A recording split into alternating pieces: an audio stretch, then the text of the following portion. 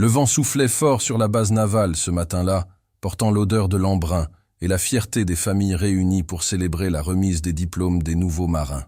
L'auditorium était bondé, parents et frères serrant des mains, sourires et larmes, se mêlant dans l'attente de voir leurs fils, frères, cousins, amis arborer leurs insignes. Parmi eux, le sergent Marcus Carter marchait la tête haute, vêtu de son uniforme impeccable, sa médaille d'honneur brillant discrètement sur sa poitrine. Rien ne pouvait ébranler son pas ce jour-là. Jason, son fils, allait recevoir ses galons de la marine.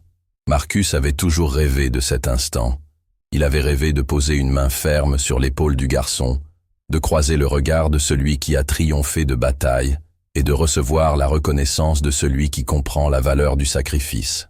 À 2000 kilomètres de toute zone de combat, il ressentait encore la chaleur des batailles vécues, des souvenirs qu'il avait accompagnés à chaque mission et qu'il portait en silence.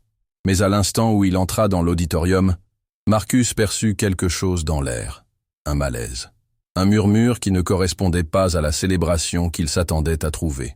Les regards posés sur lui étaient différents. Ce n'était pas la révérence attendue pour un homme qui avait servi son pays pendant 20 ans. C'était quelque chose de plus froid, presque accusateur. Il le remarqua, mais refusa de céder. Il s'assit au premier rang, les yeux fixés sur la scène où Jason attendait, l'uniforme irréprochable et le visage chargé de fierté et d'émotion. Les applaudissements et les discours se succédaient avec le ton formel des cérémonies militaires. Mais Marcus ne voyait que son fils. Ce garçon qui courait dans le jardin en brandissant une épée en jouet était maintenant un homme, prêt à servir. C'est alors que 2 gardes apparurent à ses côtés. En uniforme, posture rigide, regard dur.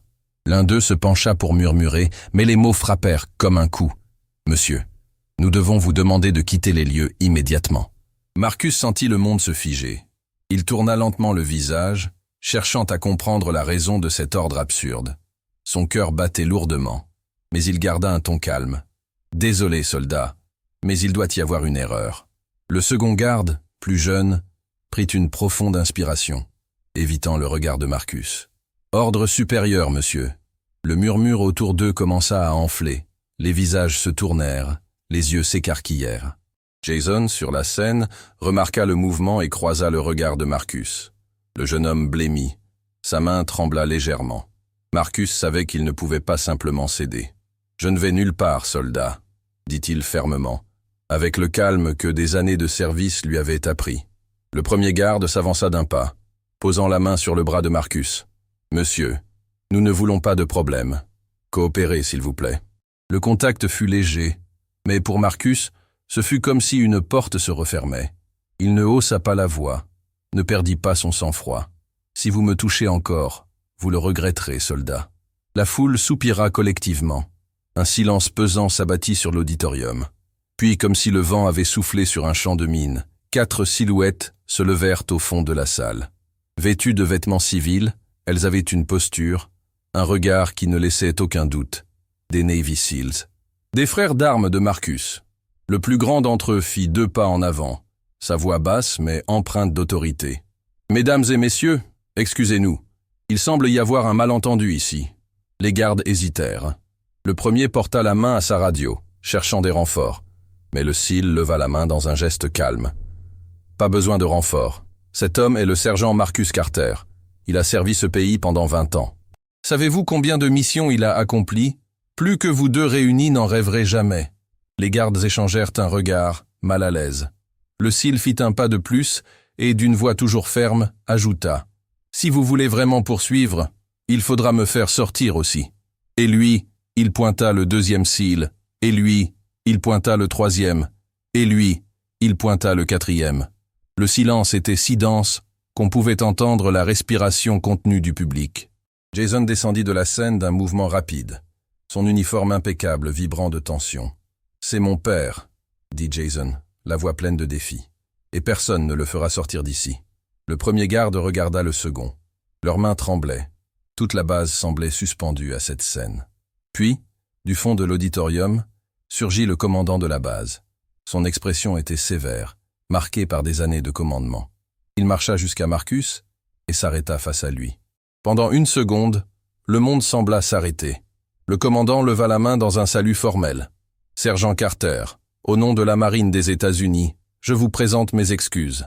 Votre place est ici. » Marcus regarda Jason, les cils, puis le commandant. Il prit une profonde inspiration. « Merci, monsieur. Mais la blessure est déjà ouverte. » Jason tendit la main à son père, le regard ferme et plein de fierté. La foule éclata en applaudissements. Les cils s'alignèrent aux côtés de Marcus, comme un rempart, car certaines batailles ne se gagnent pas avec des armes ou des médailles. Certaines batailles se gagnent avec la loyauté. Le bruit des applaudissements résonna dans l'auditorium comme une vague de réparation tardive. Marcus conserva sa posture, même si, à l'intérieur, il portait un mélange de soulagement et de déception. La fierté pour son fils restait intacte, mais la douleur de la méfiance, de l'humiliation publique, était comme une plaie ouverte.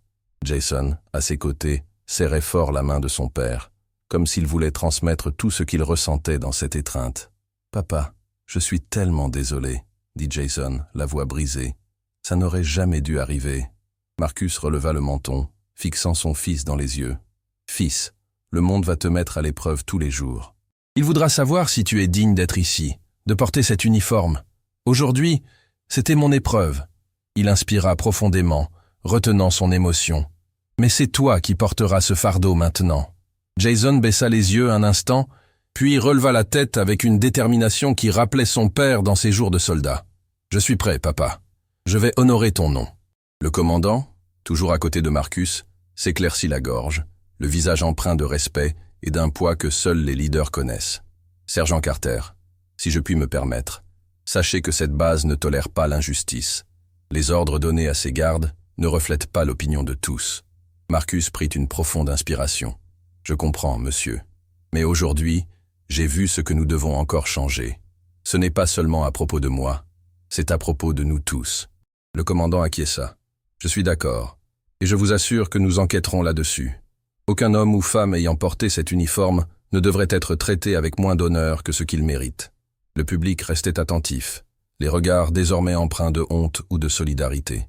Les SEALs étaient toujours en formation derrière Marcus, comme des ombres protectrices. Ils n'avaient en pas ajouté un mot, mais chaque muscle tendu indiquait qu'ils ne bougeraient pas tant que leur ami serait là. Puis, comme si le temps reprenait son cours, le maître de cérémonie appela le nom suivant sur la liste. L'auditorium respira. Jason fut appelé sur scène. Le silence se fit. Il marcha jusqu'au centre de la scène, l'uniforme impeccable, le visage sérieux. Il tenait son diplôme à la main, mais avant de le brandir, il se tourna vers son père. Il le regarda dans les yeux et, dans un geste qui résonnerait dans toute la base, leva la main droite pour saluer. Marcus porta la main à son front, rendant le salut. Ce fut un moment qui arrêta le temps, qui lava la honte et raviva la fierté. La foule éclata en applaudissements, certains en larmes. Les SEALs levèrent également la main dans un salut silencieux. Dans ce geste, Jason n'honorait pas seulement son père. Il honorait l'histoire, la douleur, le sacrifice de tant d'autres avant lui.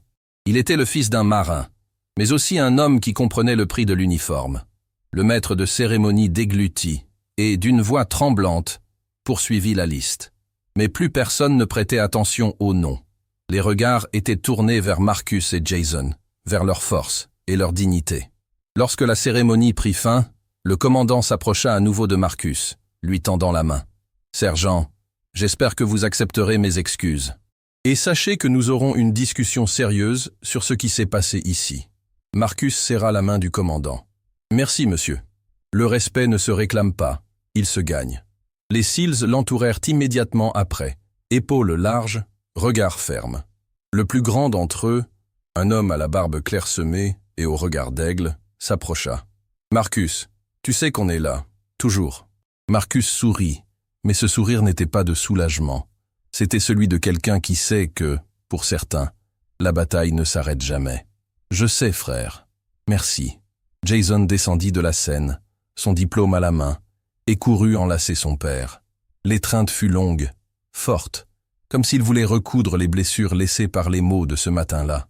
Marcus ferma les yeux, respirant l'odeur de son fils, une odeur mêlée de mère et d'espoir. « Tu m'as appris à me battre, papa, » dit Jason. « Mais aujourd'hui, Tu m'as appris quelque chose de plus grand.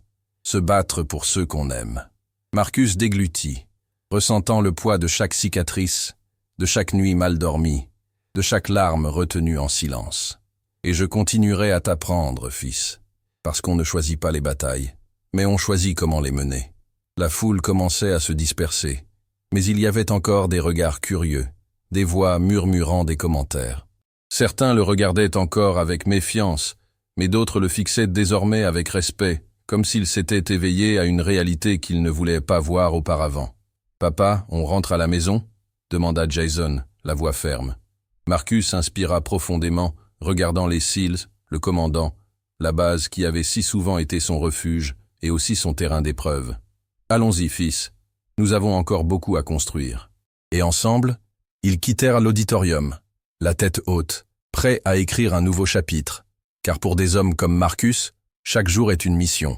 Et pour Jason, chaque mission commence avec la main ferme de son père à ses côtés. Le vent de la base semblait avoir changé de ton lorsque père et fils sortirent ensemble de l'auditorium. Les 4 Seals les accompagnèrent en silence, solides comme des gardiens d'une vérité qu'on ne pouvait plus ignorer. Marcus regarda Jason et vit non seulement un marin, mais un homme prêt à défendre l'honneur de tous.